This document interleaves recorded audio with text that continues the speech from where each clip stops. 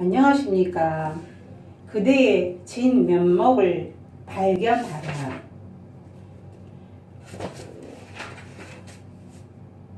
위나라에 뚱맨우라는 사람이 있었는데 아들이 죽어도 비통해하는 기색이 없었다. 부인이 그에게 말했다. 세상에 당신만큼 아들을 사랑한 사람은 없을 거예요. 그런데 막상 그 애가 죽고 나니 슬퍼하는 기색도 없군요. 그가 대답했다. 나에겐 아들이 없었던 시기가 있었어. 아들이 없었을 때에 나는 슬퍼하지 않았어. 이제 그가 죽었으니 아들이 없었던 때로 다시 돌아간 것뿐이요. 그러니 내가 왜 슬퍼해야 한단 말이요. 종교적으로 볼 때 가장 중요한 사실 중에 하나는 인간이 깊이 잠들어 있다는 것이다. 육체적인 면에서가 아니라 정신적인 면에서 그렇다는 말이다. 인간은 깊은 잠에 빠져 있다. 인간은 생각하고 일하고 걷고 상상하고 꿈꾸지만 그 밑바탕에는 삶의 기본적인 토대로서 끊임없이 잠이 이어진다. 그대가 진정으로 깨어나는 순간은 드물다. 그런 경우는 손가락으로 꼽을 만큼 아주 드물다. 그대가 70년을 산다고 치면 7번만 깨어나도 아주 많은 경우에 속한다. 사람들은 로봇처럼 산다.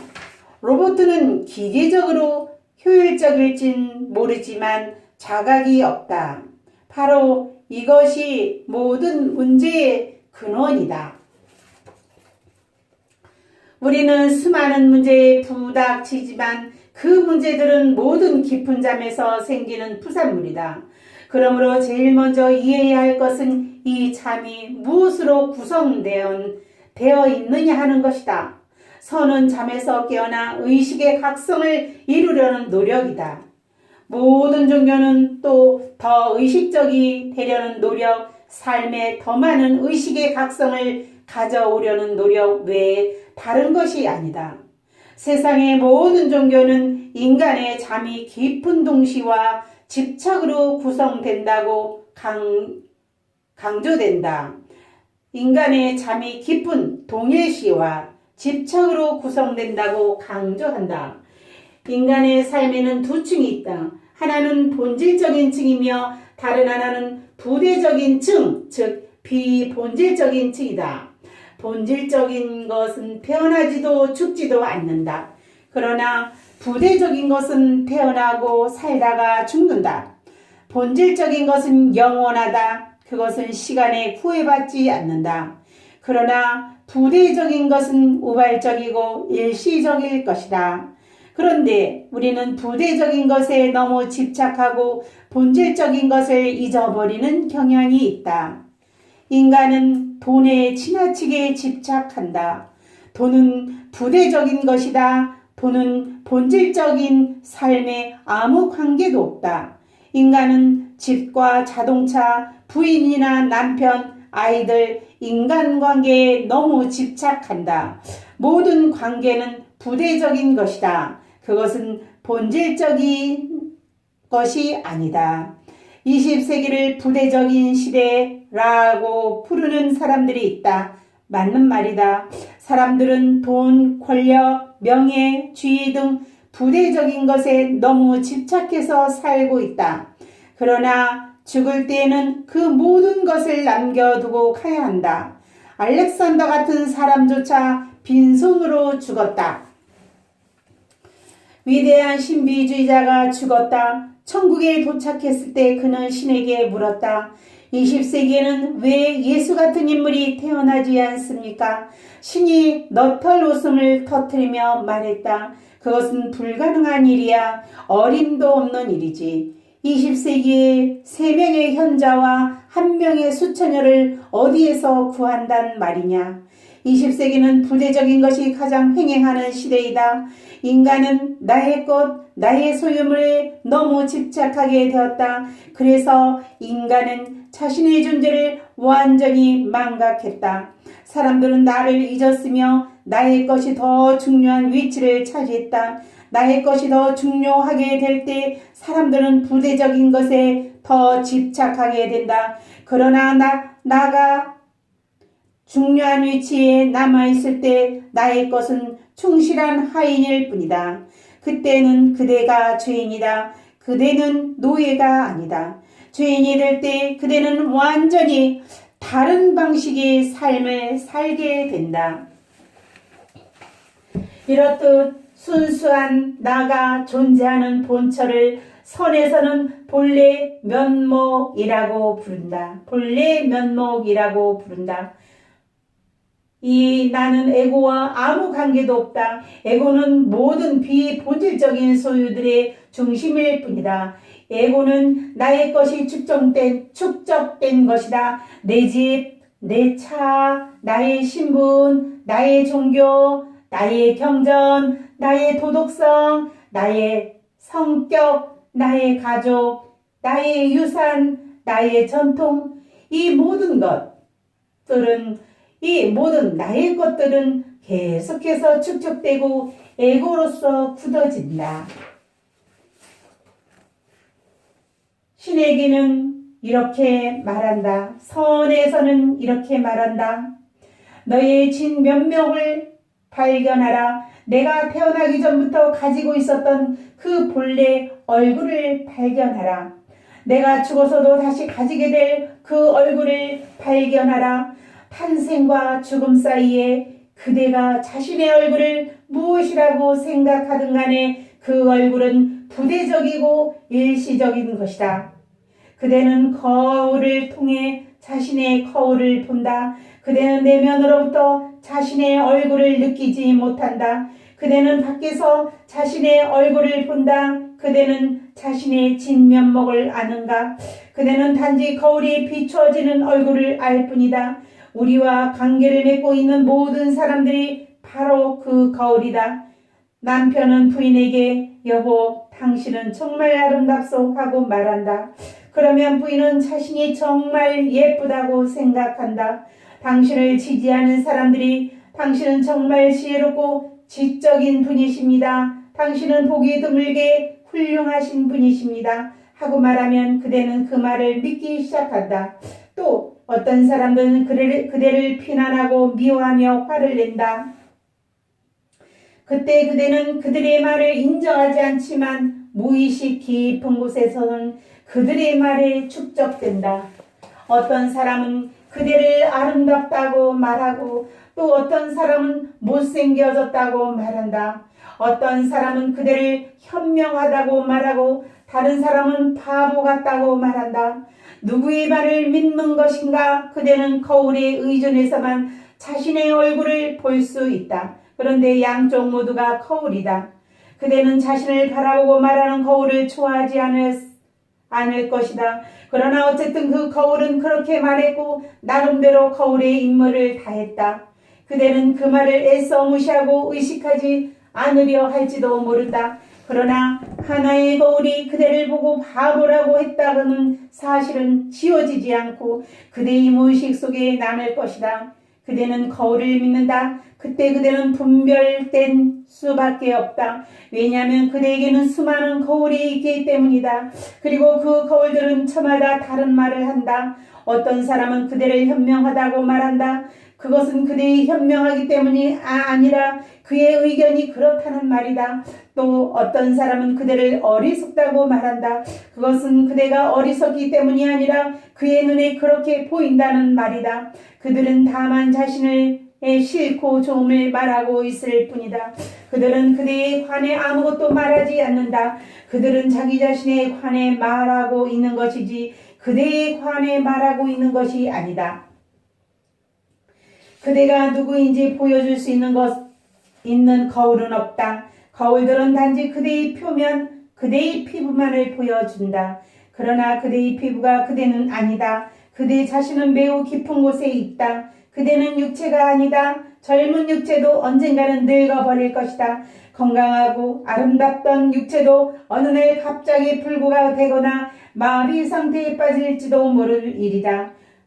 활기가 넘치던 그대도 언젠가는 생명력이 쇠퇴하여 바람 빠진 고무풍선처럼 되어버릴 것이다. 그러나 그대는 표피에 있지 않다. 진정한 존재는 그대의 중심에 있다. 부대적인 것에 몰두하는 사람은 표피 위에 산다. 그러나 본질적인 인간은 중심에 머문다. 유태인들 사이에 전해 내려오는 이야기 하나를 들려주겠다. 이 이야기는 대단히 깊은 답을 담고 있다. 한 남자가 있었다. 그는 항상 잠에 취해 있었다. 그는 언제 어디서나 잠잘 준비가 되어 있었다. 군중들이 많이 모이는 모임에서도, 연중회장에서도, 중요한 회의석상에서도 그는 앉은 채 잠자곤 했다. 그대는 이 사람을 잘 알고 있음에 틀림없다. 이 사람은 곧 그대의 모습이기 때문이다. 그대는 이 사람과 수없이 많이 마주쳤을 것이다. 어떻게 그를 피할 수 있겠는가? 그는 바로 그대이다. 그는 온갖 이상한 포즈로 잠을 잤다. 그는 활을 머리로 뒤로 돌려 깍지를 끼고 선체로 자기도 했다. 그는 극장에서도 거리에서도 교회에서도 잠을 잤다. 어디를 가든지 그의 눈은 잠에 취해 있었다.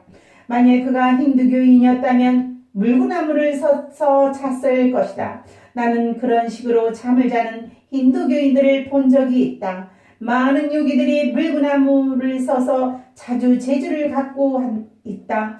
그것은 어렵고 힘든 일이긴 하지만 충분히 가능한 일이다. 다만 많은 훈련이 요구될 뿐이다. 이웃들의 말에 따르면 그는 큰 불이 났을 때도 잠에 골아 떨어져 있던 적이 7번이나 되었다. 한 번은 그를 구출하여 길가에 내려놓았는데도 여전히 잠을 자고 있었다.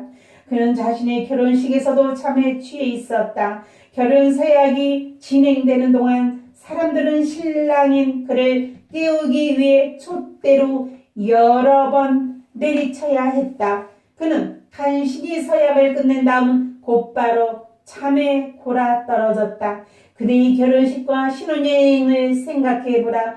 그대는 진정으로 깨어있는가? 그대는 항상 잠에 취해 있는가? 한 번은 그가 침대에 누워 고운하게 자고 있었다. 잠결에 그는 거리에서 천둥소리가 들리고 침대가 진동하는 것 같았다. 그래서 그는 밖에 비가 내리나 보다 하고 생각했다. 그렇게 생각하니 더 달콤한 잠에 빠져들었다. 그는 따뜻한 이불 속으로 파고들었다. 그대는 어떤 일에 잠결에 해석한 적이 얼마나 많은가.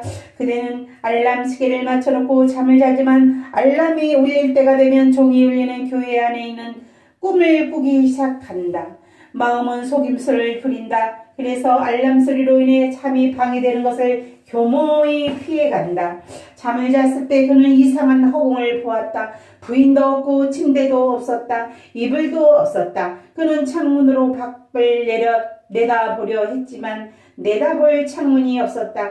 그는 3층 침실로부터 뛰어내려가 도움을 청하고 싶었지만 뛰어내려갈 계단이 없었다. 더구나 고함칠 공기도 없었다. 그는 문을 열고 밖으로 나가려 했지만 문도 사라지고 없었다. 모든 것이 어디론가 증발했다. 도대체 무슨 일인지 어린둥절 한가운데 그는 잠시 동안 그 자리에 서 있었다. 그러나 곧 그는 잠이나 자야겠다고 생각했다. 그런데 잠잘 치구가 없었다. 그는 절망했다. 그는 세상이 사라졌다고 생각했다. 나는 세상이 사라질 때까지 잠을 잔 것이다. 세상이 없다면 나는 무엇을 해야지? 어디로 일하러 가야지? 어떻게 생계를 꾸려나가야 할까? 특히 요즘은 물가가 비싼 시대가 아닌가? 달걀 한 꾸러미에 1달러 20센트라 한다. 그리고 친구에게 5달러 받은 게 있는데 아내는 어디로 사라졌을까? 그녀 또한 세상과 함께 사라진 것일까? 내 호주머니에 있던 30달러는 갑자기 세상이 사라진 것을 알게 되면 그대 또한 이런 식으로 생각할 것이다. 그대는 그 밖에 무엇을 생각할지 모른다. 그대는 달걀값, 직장, 부인, 돈에 대한 생각을 생각할 것이다. 그대는 그 밖에 무엇을 생각해야 할지 모른다. 세상이 사라졌다. 그런데 그대는 평상시와 다름없이 기계적으로 생각한다. 그는 생각했다. 만일 잠자고 있으면 어떻게 해야지? 세상이 사라졌는데 어디로 몸을 눕혀야 하는가지? 그리고 가게에 물건 삶는 일은 누가 끝내지? 우유가 마시고 싶다면 어디에서 우유를 사지? 그대도 이렇게 생각해 본 적이 있는가? 잠잘 때는 머리 밑에 세상이 있었는데 깨어보니 세상이 없다. 언젠가 이런 일이 일어날 것이다. 죽었을 때는 모든 사람에게 이런 일이 일어난다. 갑자기 세상이 사라진다. 돌연 그대는 이 세상에 속해 있지 않다. 갑자기 그대는 다른 차원에 존재한다. 이것은 죽은 사람 모두에게 일어나는 일이다. 왜냐하면 그대가 무엇을 알든 간에 그것은 표면에 대한 지식이기 때문에 죽었을 때면 돌연 그대의 표면이 사라진다. 그대는 중심에 던져진다. 그런데 그대는 중심의 언어를 모른다.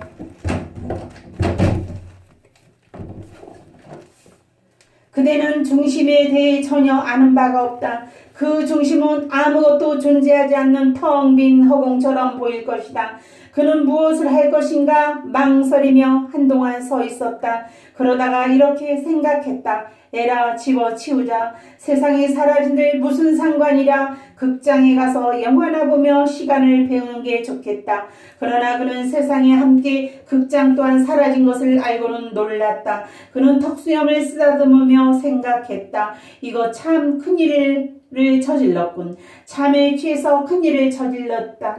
만일 그렇게 깊이 잠들지 않았다면 다른 것들과 더불어 사라질 수 있었을 텐데 그나저나 어디 가서 우유를 구하지? 아침에는 우유 한 잔 마시는 거지 그만인데. 그리고 마누라는 어찌 된 것일까? 누구와 함께 사라진 것일까? 만일 어떤 논팽이랑 눈이 맞아서 도망쳤다면 내 그 예편네는 가만두지 않겠어. 이렇게 중얼거리며 그는 시계를 보고자 했다. 그런데 시계를 찾을 수 없었다. 양쪽 주머니를 뒤져보아도 무한한 허공만이 있었을 뿐 아무것도 만져지는 것이 없었다. 그는 생각했다. 산지 얼마 되지도 않았는데 세상이 사라진 것은 그렇다 치자. 나는 세상에서 관심이 없었으니까 어차피 내 세상도 아닌데 뭘 하지만 내 시계, 왜 내 시계가 사라져야 하지? 흠집 하나 없는 내 시계인데. 그나저나 어디 가야 우유를 구할 수 있을까? 아침에는 우유 한 잔 마시는 것보다 더 좋은 게 없는데 나는 이렇게 엄청난 비극 속에서도 잠을 자고 있었어. 그러니 이렇게 최악의 경우를 당해도 싸지. 도와주세요. 도와주세요. 내 뇌는 어디에 있지? 그 전에 뇌가 어디 있었을까? 왜 나는 세상의 마누라를 잘 감시하지 못했을까? 왜 그들이 사라지도록 수수방관했을까? 그는 우회하며 허공에 대고 머리를 찧었다. 그러나 허공은 매우 부드러웠다. 아무리 머리를 찧어도 그의 이마는 상처 하나 없었다. 이것은 인간의 마음에 관한 이야기다. 그대는 주변의 환상의 세계를 창조한다. 그대는 죽을 때 가지도 못할 물건들에 집착한다. 그대는 언젠가 수궁에서 사라질 물건들에 계속 집착한다. 그래서 힌두교인들은 이 세상을 환상이라고 부른다. 세상이라는 단어를 말할 때 그들은 세상이 실제로 존재한다는 의미에서 말하는 것이 아니다. 그들의 말은 그대가 참으로부터 세상을 창조했다는 뜻이다. 그 세상은 마야, 즉 환상이다. 그것은 꿈의 세계이다. 누가 그대의 부인인가? 그런 생각 자체가 어리석은 일이다. 누가 그대의 남편인가? 누가 그대의 아이인가? 그대조차도 그대의 것이 아니라 그대가 어떻게 다른 사람이 그대의 소유가 될 수 있단 말인가? 그대조차도 그대 자신의 소유가 아니라는 것을 관찰한 적이 있는가? 그대는 그대가 알지 못하는 미지의 존재에서 속한다.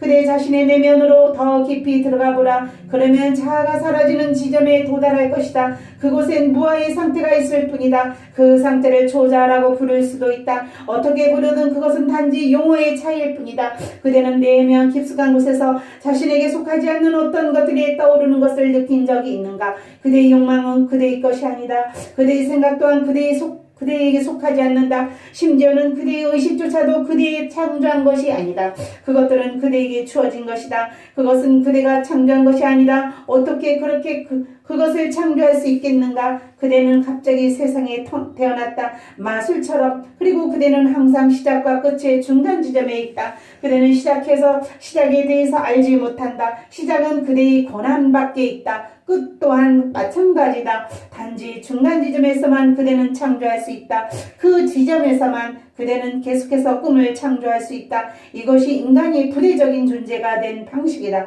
주의하라. 더욱더 본질적인 존재가 되라. 부대적인 것에 집착하지 말라. 오로지 영원한 것만이 진리이다. 항상 이것을 명심하라. 순간적인 것은 진리가 아니다. 순간적인 것을 주의하라. 그것과 자신을 동일시하지 말라. 한 아일랜드 노인이 호텔을 나왔다. 버스를 타러 가다가 그는 방 안에 우산을 놔두고 온 것을 깨달았다. 그가 방 안으로 돌아왔을 때는 이미 신혼부부가 투숙하고 있었다. 행여 그들이 허니문을 방해할까봐 노인은 방문 앞에 무릎을 꿇고 열쇠 구멍에 귀를 대고는 방 안의 동태를 살폈다. 이 사랑스러운 노는 누구이고? 노인의 귀에 남자의 목소리가 들렸다. 자기 거. 남자가 대답했다. 그러면 이 오똑한 코는 누구의 거? 자기 거. 여자가 대답했다. 남자가 계속해서 물었다. 이 앵두 같은 입술은 누구 거? 자기 거.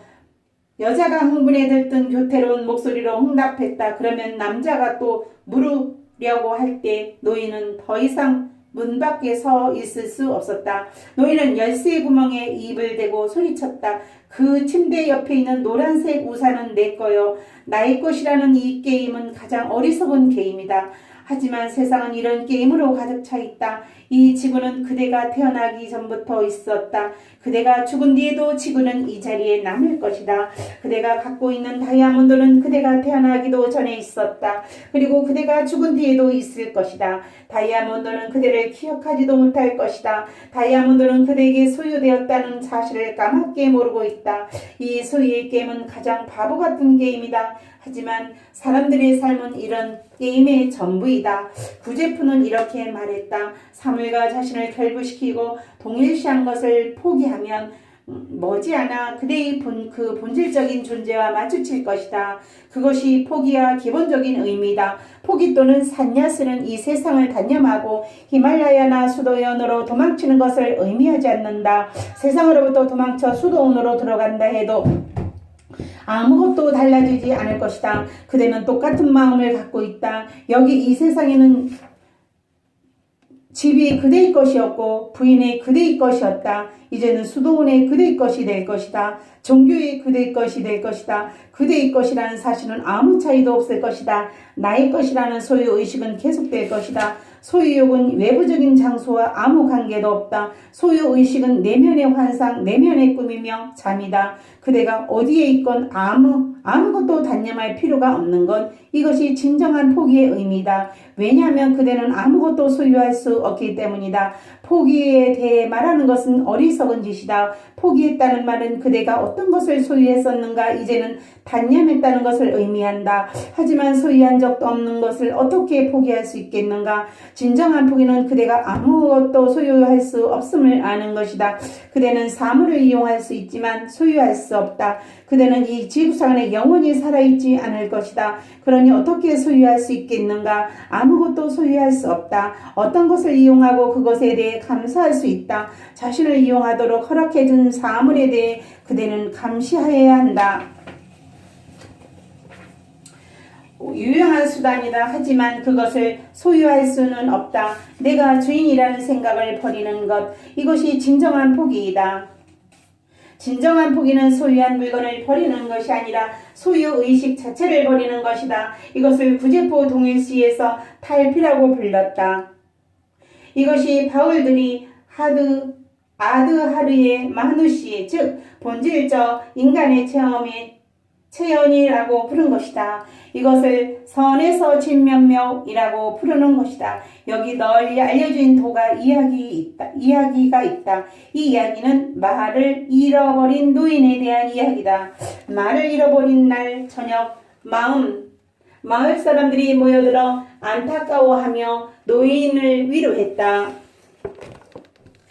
노인이 말했다. 글쎄요, 다음날 말이 돌아왔다. 게다가 6마리의 야생막까지 데리고 돌아온 것이다. 마을 사람들이 행운을 잡았다고 흥분하며 모여들었다. 그러나 노인은 담담한 어조로 말했다. 글쎄요. 그리고 얼마 후 노인의 아들이 안장을 앉으려고 야생말을 길들이다가 낙마하여 다리가 부러졌다. 다시 이웃들은 모여들어 동행을 표현했다. 그래도 노인은 담담하게 말했다. 글쎄요.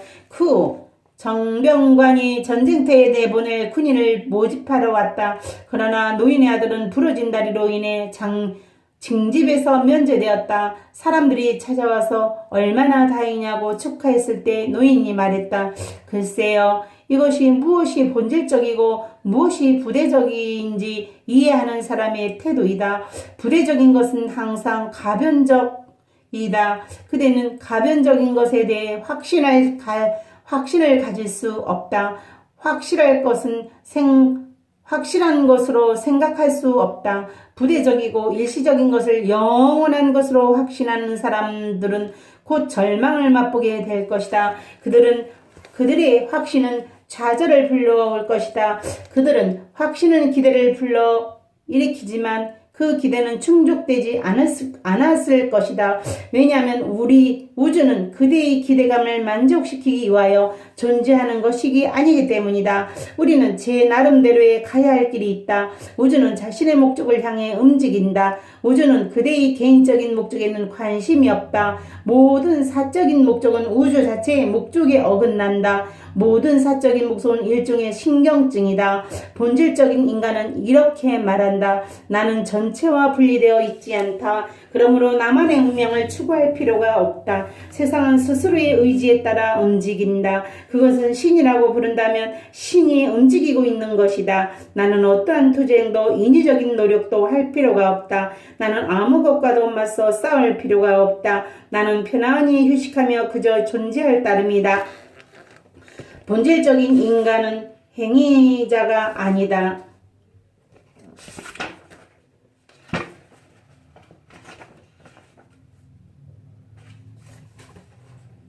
그러나 부대적인 것에 집착하는 사람은 행위자다. 당연히 그에게는 불안과 긴장, 스트레스가 따른다. 그는 언제 터질지라도 모르는 화산 위에 앉아있는 것과 같다. 왜냐하면 비확실성의 세계에 살면서도 그것을 확실한 것으로 봤기 때문이다. 그것은 긴장을 불러일으킨다. 내면 깊숙한 곳에서 그는 아무것도 확실치 않음을 안다. 모든 것을 가진 부자도 마음 깊은 곳에서는 아무것도 가지지 못했음을 안다. 그것이 부자를 가난한 사람보다 더 가난하게 만든다. 가난한 사람은 그렇게 가난하지는 않다. 왜냐하면 그에게는 아직도 희망이 있기 때문이다. 어느 날인가 운명이 그에게 축복의 비를 뿌려줄지도 모른다. 어느 날인가 그는 목적지에 이르고 그 모든 것을 성취할지도 모른다. 그는 희망을 가질 수 있다. 그러나 부자는 이미 목적지에 도달했고 희망이 이루어졌다. 그럼에도 불구하고 그는 아무것도 이루지 못했다. 그는 도달했지만 아무것도 도달하지 못했다. 그것은 항상 꿈속의 여행이었다. 그는 한 발자국도 움직이지 못했다. 세속적인 성공을 거둔 사람에게는 아무도 느낄 수 없는 좌절의 고통이 있다. 속담에 성공처럼 계속되는 것은 없다라는 말이 있다. 하지만 나는 이렇게 말하고 싶다. 성공보다 더한 실망은 없다. 그러나 성공하지 못하는 한 그대는 좌절을 알지 못한다. 그대가 꿈꾸고 계획하고 열심히 노력해왔던 모든 부가 이루어졌을 때 그의 푸는 중앙에는 거지가 앉아있다. 그대의 내면 깊은 곳은 공허하고 허탈하다. 내면에는 아무것도 없다. 모든 것이 외부에 있을 뿐이다. 사실 모든 것이 외부에 있을 때에도 그대의 내면에 대조적으로 강조되어 드러난다. 그것은 그대의 내면에 공허하게 텅 비어 있다는 것을 강조해서 보여준다. 그것은 그대의 내면의 거지 근성과 가난을 더 뚜렷하게 보여준다. 부자는 가난한 사람이 결코 알지 못하는 가난을 안다. 성공한 사람은 실패가 무엇인지 안다. 세상의 꼭대기에 섰을 때 돌연 그대는 자신이 얼마나 어리석게 행동해 왔는지 깨닫는다. 그대는 그것을 입 밖으로 발설하지 않을지도 모른다. 그대는 계속해서 행복한 채 할 것이다. 대통령과 국무총리는 매우 행복한 채 한다. 그러나 그들은 행복하지 않다. 그들은 다만 체면을 세우고 있을 뿐이다. 이제 그들은 무슨 말을 할 수 있겠는가?